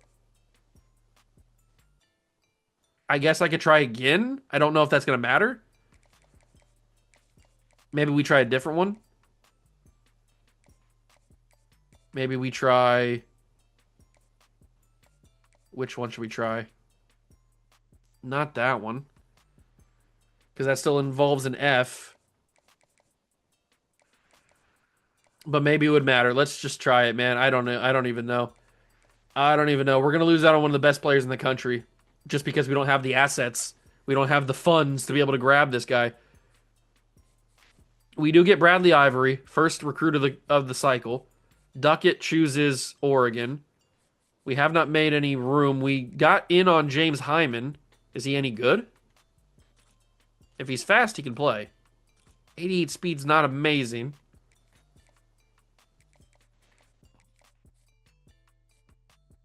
What about that quarterback? Was he any good? 79 speed. Yikes. I can't recruit a 79 speed quarterback. I already don't have speed at the position in the first place. I can't go after another guy who has no speed. Which means I got to put another quarterback on this board. Or we just go for the portal guy. We look for a portal guy. How does it... Jermaine Stacy was the guy that I put on the board. He's a dual threat with 79 speed? Really? That seems a little crazy. Kyle Robb is going to have to be my best chance. And he's got 75 speed. Good God. He's a pure runner. What kind of pure runner has 75 speed? Whatever. We're running to the end of the season here. We've got TCU up next. It's a home game. We got to bounce back. We've had too many frustrating losses this year. Every game at this point is pretty massive, pretty important, so we got to win these games. We're not going to get the running back that I want. It's going to make me real sad because he looks unbelievably good.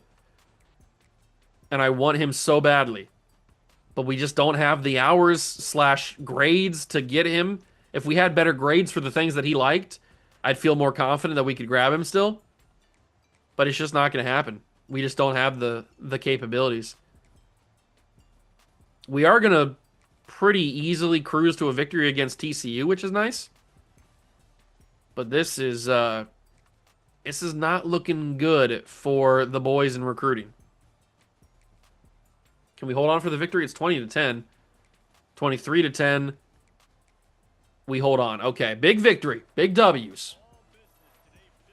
Every game at this point of the season is important to win. Obviously, we've already had 3 losses. We're not going to be a college football playoff team. I don't know where we are in the Big 12 standings because we've beaten Utah, we've beaten Colorado. We've got some good wins on our resume. We just don't have an undefeated season, which I wish we did. We get locked out on Cashman. He chose Georgia, and Przinski locked us out. How did we lose Cashman? We had the best sell that we could possibly have. We had A's and A minuses and A pluses. How did we lose on Cashman? That one stuns me the most. I honestly don't know how he chose Georgia when they didn't even schedule him on a visit, and we had him on such a good. Look at the sell. We had an A+, 2 A pluses and an A. How did we lose that? That's insane. And now we're out because it's a recruiting battle between Penn State and Ohio State for Przinski. I want to die. We're still in play for the number 1 player in the nation, but I can't believe what I'm seeing right now. The things that are happening are going to make me sick. I don't understand it. I'm going to have a fit. And it's not going to be nice. We're going to have to absolutely kill the transfer portal. Just simply murder it. We are going to have to tear it apart limb from limb is what we're going to have to do. If we want to have any chance to be good next year. All these quarterbacks are absolute trash. Give me somebody that's actually good. Why don't you? A pure runner with 79 speed is diabolically bad. This guy's already got a deal breaker for, I'm assuming, playing time. I can't even scout him because he's a big nerd. So, you know what? You're not even coming here. What about Deshaun Gregg? Please tell me you got decent speed. 77 speed. You're a dual threat with 77 speed. What are we talking about? Where's the quarterbacks with any sort of speed whatsoever? Is there anybody that's a good player that hasn't picked a school yet? Just Deshaun Hammer. Well, maybe we can get him. 81 speed, 79 throw power. This guy's garbage. I can see why nobody's recruited him just yet. 79 throw power is trash. How are you even a quarterback at that point? A pure runner. We'll try another pure runner. I can't go for a 2-star quarterback.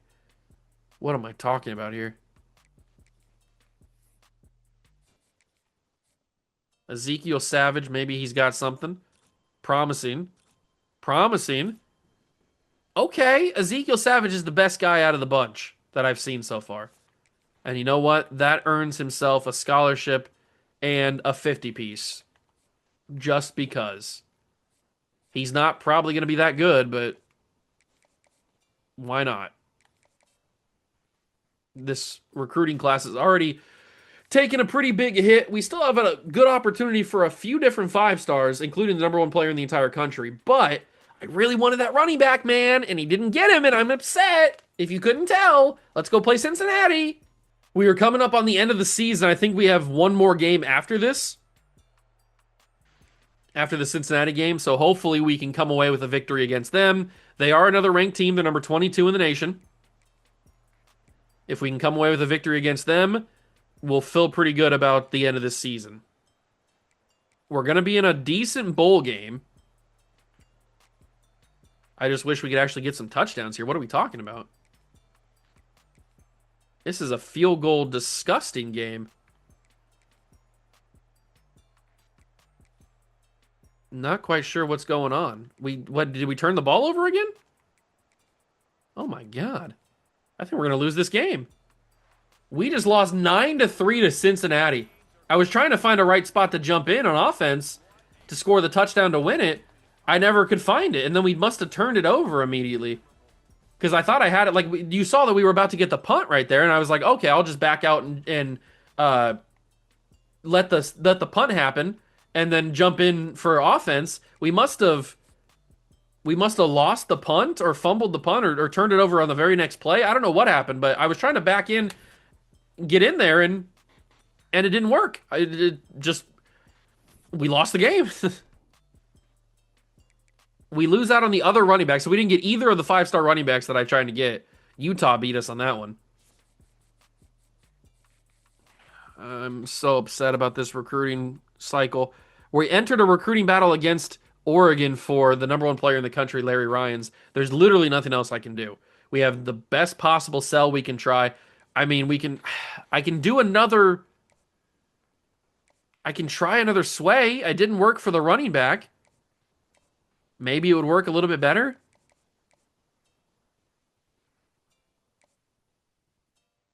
I can't sell that one. I guess I could try aspirational goals. There's a chance that could work. But if we don't get this to work, we're going to be in trouble. I'll try aspirational goals. I have no idea if it's going to work or not.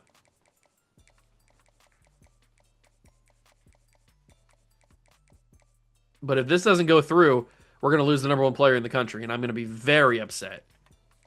More so than I have ever been. I don't think I can do anything for Quincy Adai. We're in a battle for this 4-star Terrell Hendricks.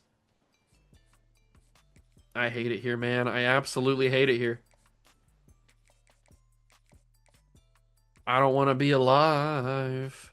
I don't want to be alive. I don't want to be alive.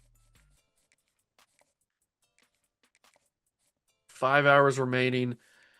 Let's see what happens, man. We're going to have to absolutely destroy the portal. Final game of the year. We cannot go out like this. We simply can't. We got to win. Final game of the year against UCF. It's at home. We've had a very disappointing year.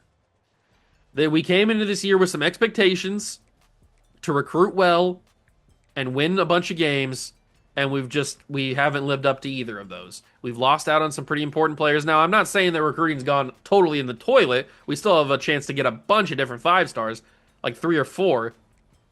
So there's still a chance to make a decent recruiting class out of this. Obviously better than anything BYU would get in real life. We do hold on for the victory. So we finished the year 8-4. It's not great, but it's a decent start for year number 1. And hopefully that win keeps us ahead of Oregon on that number 1 player, Larry Ryans or whatever the heck his name is. Let's advance. Hopefully we'll get a decent bowl game. Maybe the Pop-Tarts Bowl. We lose out on Adai and Skaggs. I'm going to be sick, man. There's just nothing I can do. I just don't have the assets to compete with these guys. We dropped to second on Larry Ryans. I'm assuming the sell didn't work, the sway. I don't know if it did or not. Unbelievable, bro. Absolutely unbelievable. I think the only thing I can do is go back to the send the house. Maybe that'll help us. I have no idea. Hyman chose Oregon. This dude has a deal breaker for playing style. Good God, dude. Good God. This is just brutal. Recruiting is not going my way. And I'm not happy about it either. We're trying to battle for Hendricks. We're still in the lead for him. I guess we could switch to a sell, but we have a D plus in there. Is that going to matter? I don't want to change anything, man.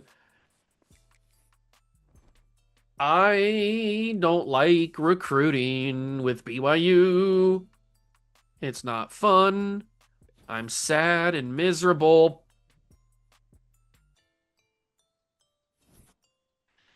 Number 1 player in the country chose Oregon.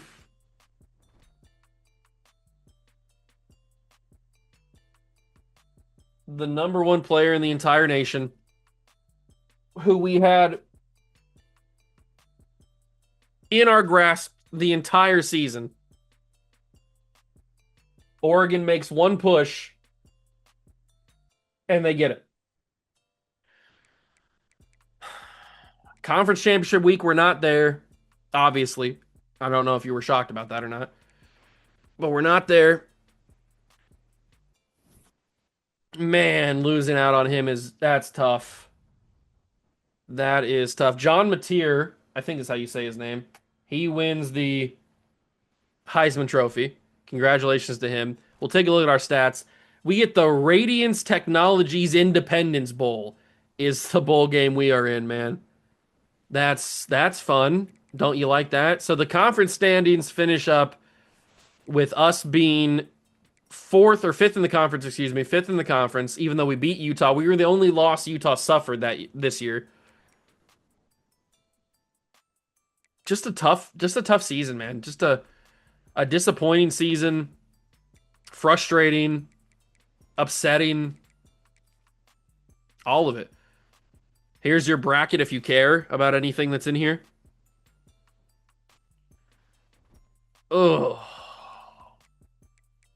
I'm sad.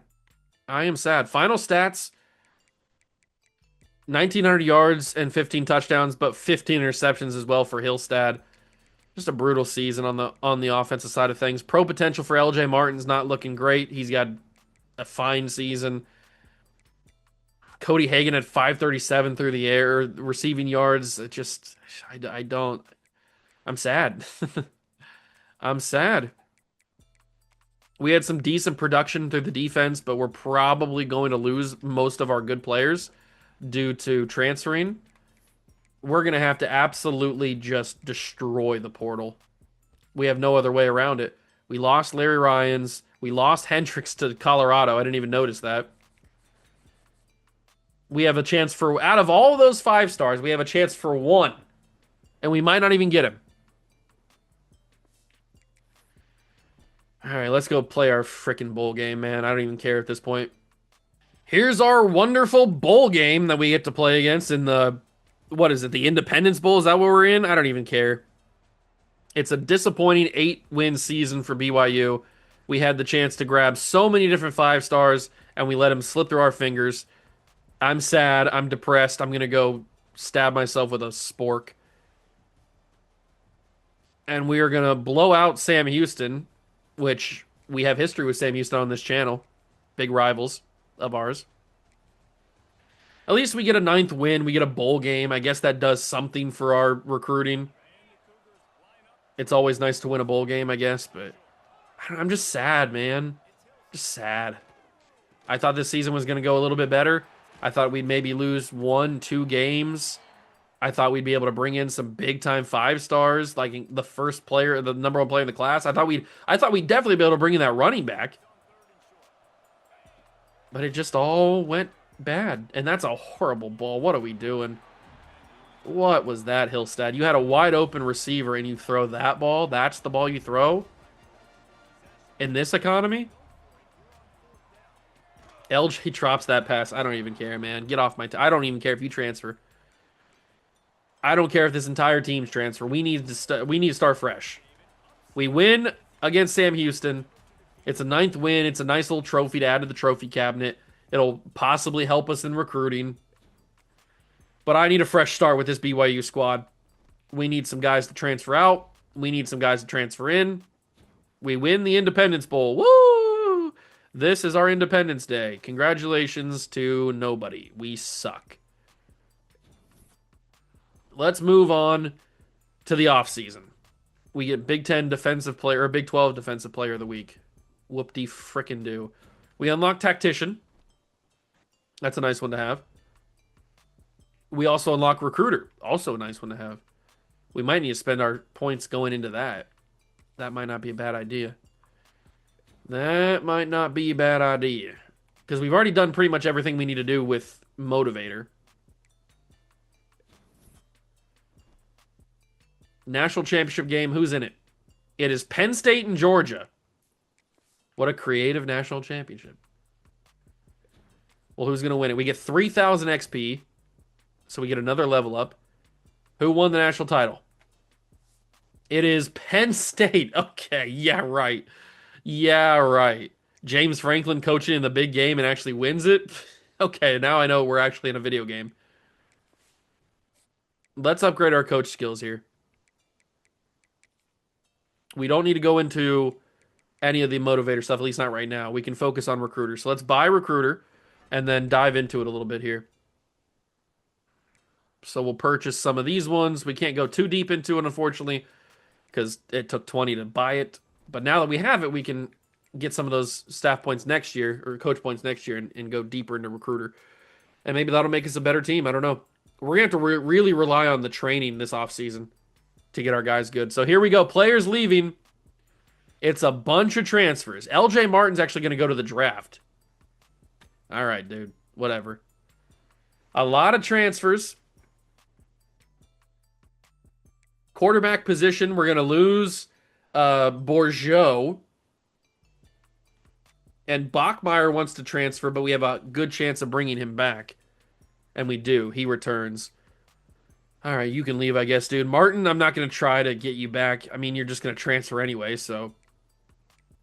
Although, do you want to really be a 6th-round pick? Oh, he's going to come back. Okay, LJ Martin's back for his senior season. All right, I guess I'm glad that I tried that. Wide receiver Cody Hagan and JoJo Phillips want to leave. Trace Roberts going to go to the draft. This should boost up our pro potential, though, if we have Trace Roberts go to the draft. I'll try JoJo Phillips. I don't know if he's going to stay. Nah, he leaves. That's tough. What about Cody Hagan? Cody Hagan returns. I kind of wanted JoJo, though. But Cody Hagan's cool. Tight end, we have all 3 of these guys going to graduation. Graduation. Transfer for playing style for Sonny. We only have 4 persuasion chances left. I don't want to blow them all already. Extremely low for Bodie Schoonover. Man, we're losing a lot of players to the transfer portal. We're losing a lot of players to the transfer portal. Very much not good. What about Evan Johnson? Can we get him back?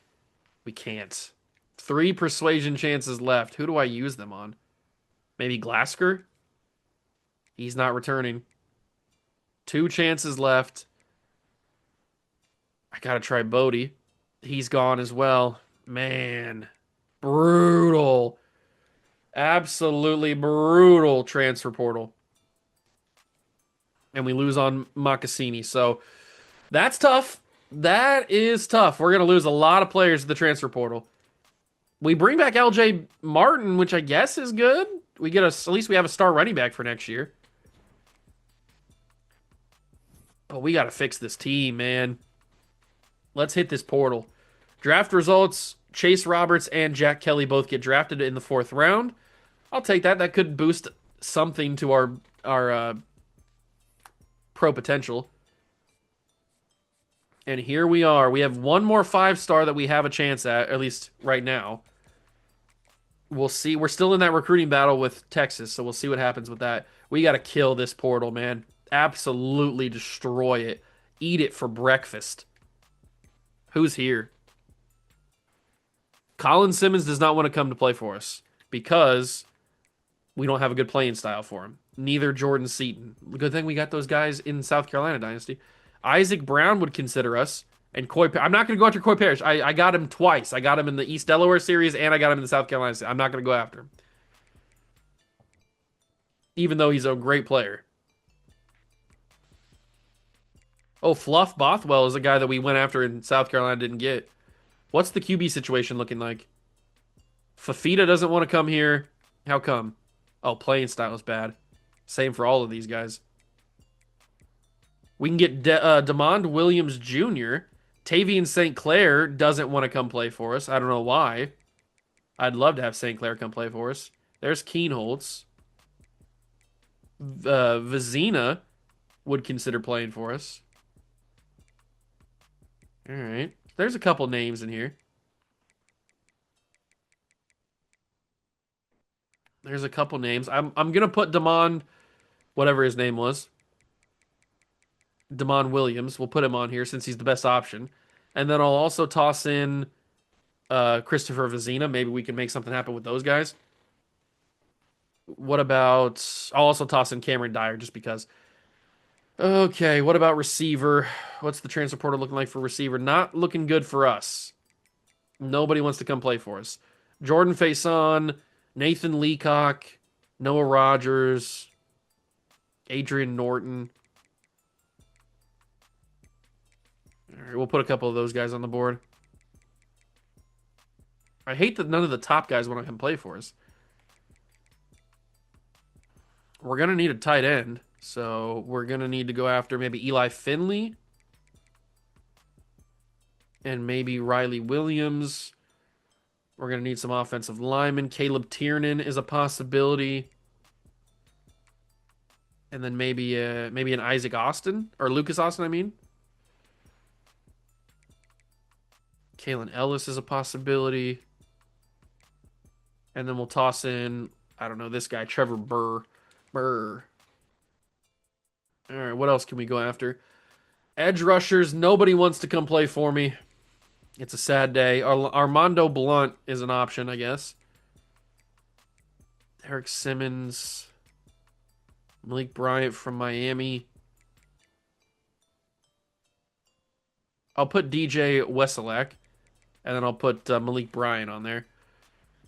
What about D tackle? We got Vic Burley could be awesome. Kevin Wynn, Stefan Green. We haven't had Stefan Green since the Golden Broncos last season or last cycle. There's a couple of true freshman transfers. That might be decent. Linebacker Sammy Brown. Ooh, that's kind of an interesting one. I like that one. Kip Lewis. Yep.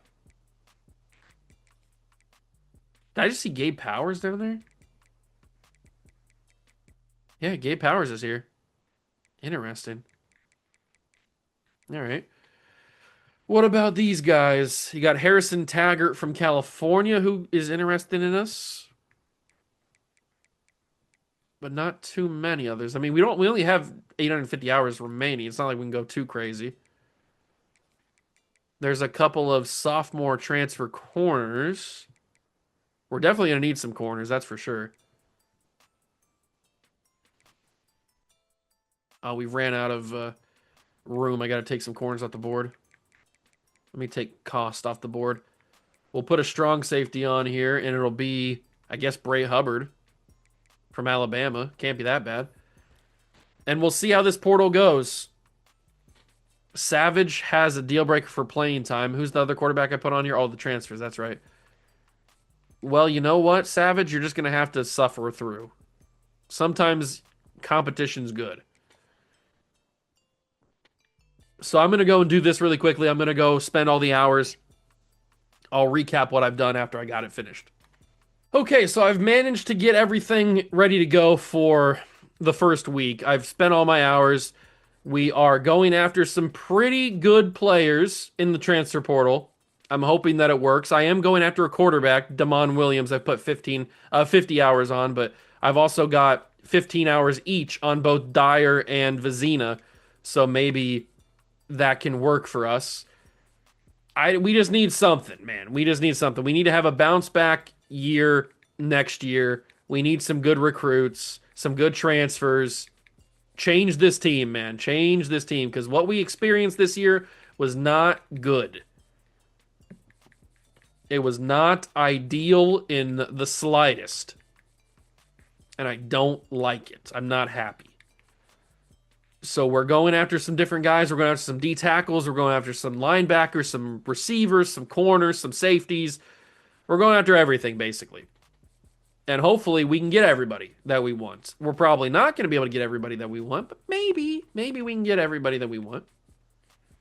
And if we can, that could help the team win a bunch of games next year, go to the national championship, win that. Could be pretty awesome. It's a possibility. Let's just make sure we've got all the guys that we want in order so we can focus on them. So this is everybody that we're going after. We'll simulate week number one, and see where we stand after 1 week of off-season recruiting. Damon Williams is my big I need to get him type of player. We'll see if we can actually do that. Because I think Damon Williams might be the quarterback next year if we're able to pull that off. We're still battling for Jalen Farrell, and unfortunately, because we have him on a visit week 14, we can't get him on an off-season visit. That's pretty annoying. We're trying to get Damon Williams. We can schedule him for a week 2. That might be a good idea, but maybe a week 3 could be better. He likes championship contender. We have a B plus in that. Vizina, we haven't even gotten on the board yet. Leacock, we're battling for. We're looking pretty good for a lot of these guys. Savage, we're just going to get straight up, so we don't have to worry about that. Tiernan, we can take off. Austin, we can take off. Bravey and Rogers, Jalen Braxton, we jumped up. We didn't even do anything except for offer a scholarship. That's pretty important. We might be able to grab these guys by not doing much. We'll keep an eye on that. Stefan Green.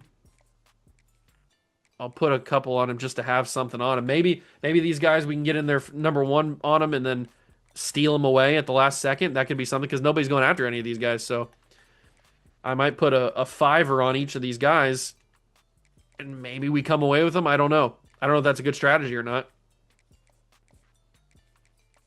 But if nobody else wants to go after them, maybe we can make something happen here. Okay, and then what do we have next? So we have 100 hours left. We need to put some more hours on these quarterbacks, I think. So let's add some new stuff to Vizina.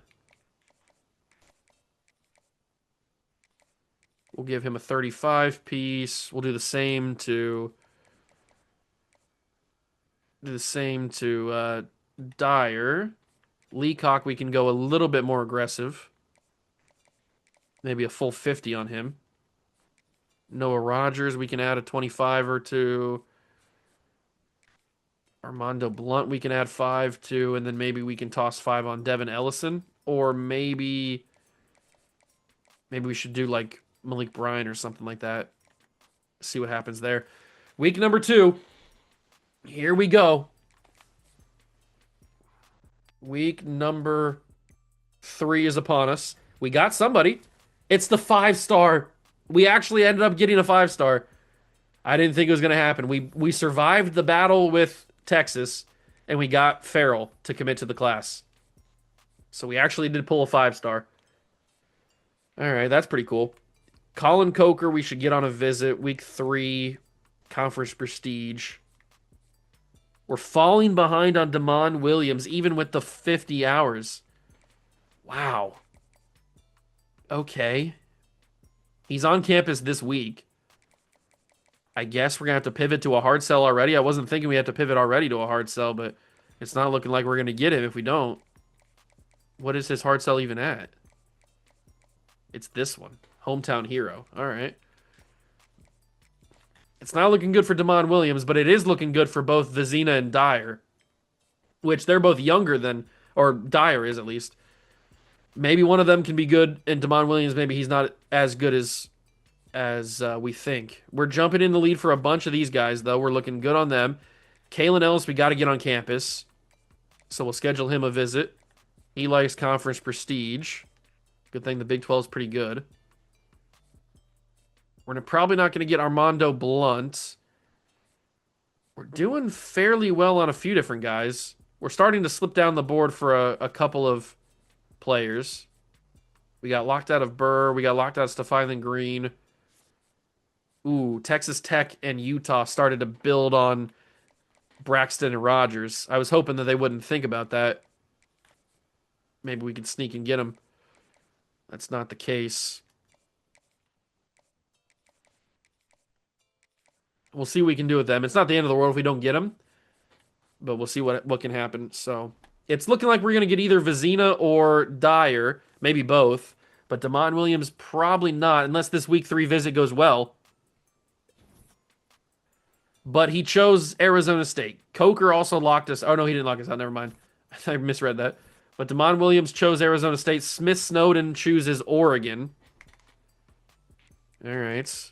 I figured we weren't going to get Arizona, or weren't going to get Damon Williams. Once we got past in week 2, I figured that was, or week 3, whatever it was, I figured that wasn't going to go well. We are going to be able to get one of these two guys, or both of them. We're still looking good on all of them. Ellis, we're fighting for. Armando Blunt, we actually jumped in the lead for. That's pretty lucky.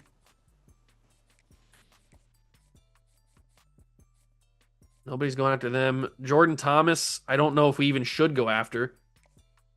But he's a freshman. Transfer freshmen are valuable. Transfer freshmen are pretty valuable. We'll do playing time for him. Maybe that can sway him. Nnamdi Ogboko or Ogboko. I don't know if he's going to be worth it if we're going after the other guy.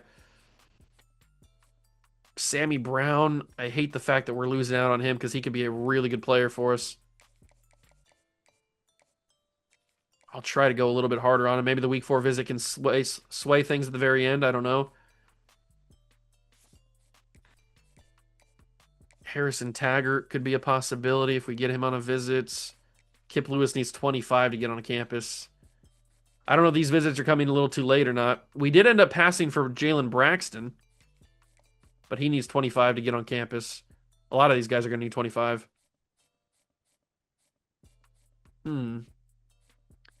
How do I get these guys to come play for us here?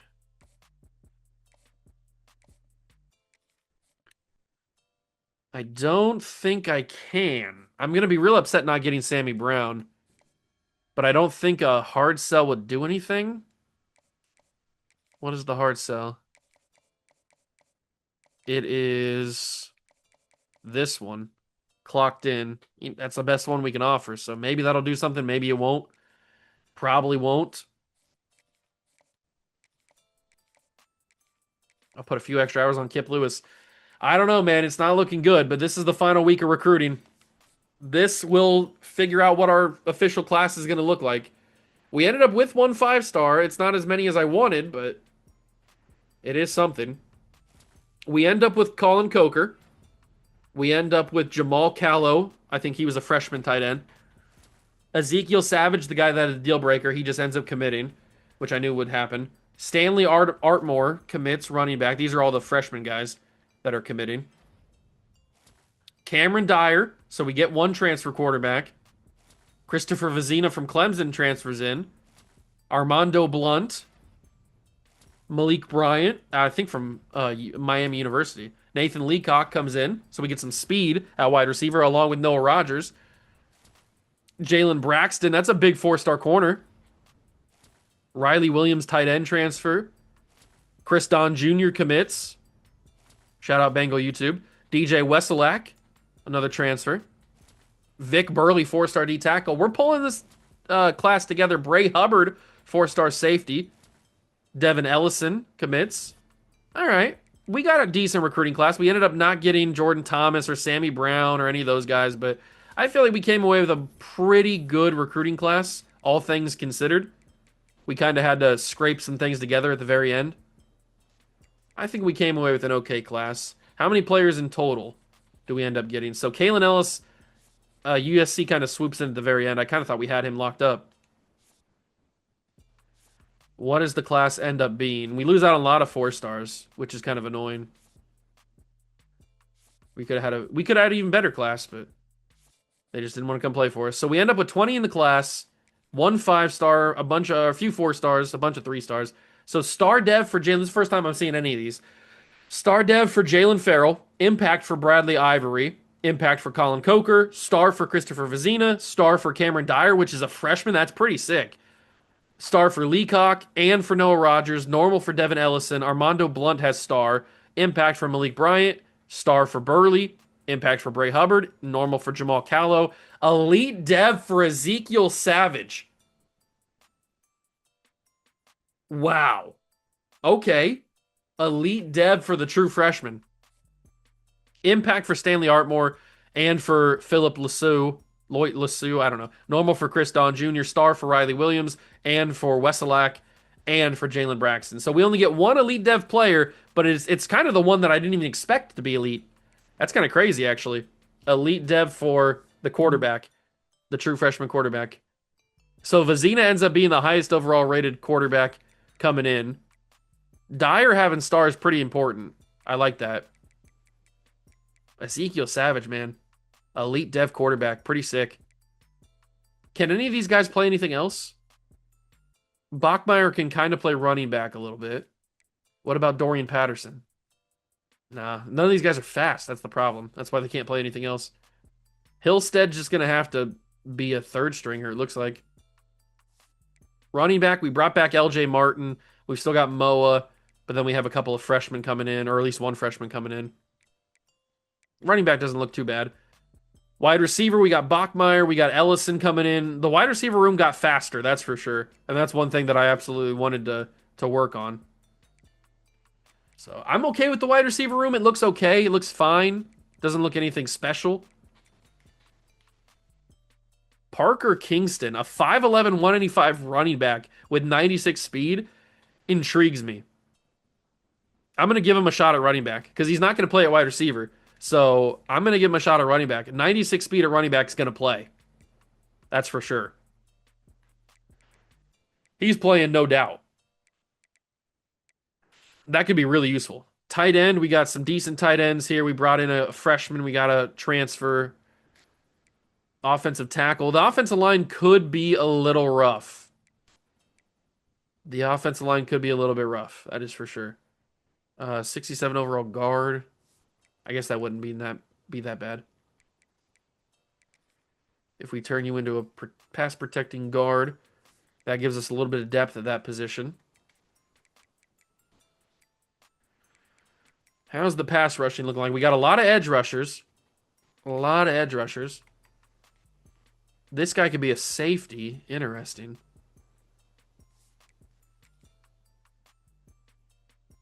He can be a safety too. Ooh, D tackle's okay. It's kind of thin. It has two decent players here, but then it drops off significantly. Sam linebacker, Mike linebacker, Will linebacker is a freshman redshirt, 65 overall. All right, training's gonna really have to help us because we got a lot of low overall players in this team. Training is gonna have to really help us out. Kicker and punter are pretty low overall. We have one athlete player. What does he play? He plays running back, but also corner. I don't have enough room for you. You're not gonna play at running back, unfortunately. Let's just make you a safety, I guess. Just turn you into a safety. All right, well, we move on to the training, hopefully. That will give us our best chance to get this team better, higher overall. So here's the training results. How'd we do? We have all those boosts. So we got a few. Okay, Jalen Braxton gets 43 skill points. That's pretty good. What about quarterback? 54 for Vizina. 45 for Cameron Dyer. Okay, now we're talking. Now we're talking. I'm going to do this off camera. I'm going to spend those skill points because it's going to take me a while. So I'll spend all these skill points. 45 for Noah Rogers and for Leacock. All right. The training boost definitely helped. And that's what we needed, especially on the offensive line. We need a lot of these guys to get some big-time skill points. 50 for Armando Blunt. That's going to help him out a lot. Yeah, we're going to be a little bit better of an overall team after these skill points are spent. That's going to be helpful. That is going to be helpful. I'll spend all those after the season's over because it's going to take me a while to do that. So I'll spend those. But those are some good training boosts. I like that a lot. I like that a lot. Encourage transfers. How many people do we have on roster right now? We have 74 out of 85, so we're not going to cut anybody. We have custom conferences. I'm not going to change the conference just yet. That is probably going to do it, though, because I'll get the schedule set up in the recruiting board, and we'll take care of all that in the next episode as we go through season number 2. I'm hoping season number 2 goes better than season number 1. That is for sure. A 9-win team, plus obviously the bowl game. The 9th win was the bowl game. We had some frustrating losses out there. The Stanford loss early in the season is really frustrating. Losing the Arizona game, that's also frustrating. A couple of very frustrating losses. Losing out on those recruits, like the 5-star running back who looked unreal, that's annoying. Losing to, was it Oregon with the number 1 player in the country, Larry Ryans or whatever? They came in like last second and stole him after the recruiting battle. some lot of frustrating things happened in season number 1. I'm hoping that doesn't happen in season number 2. But that's gonna do it for this episode. I hope you guys enjoyed it and you're excited for BYU Dynasty. If you are, leave it a like, subscribe to the channel, join the Juice Club, and I will catch you guys in the next one. Peace.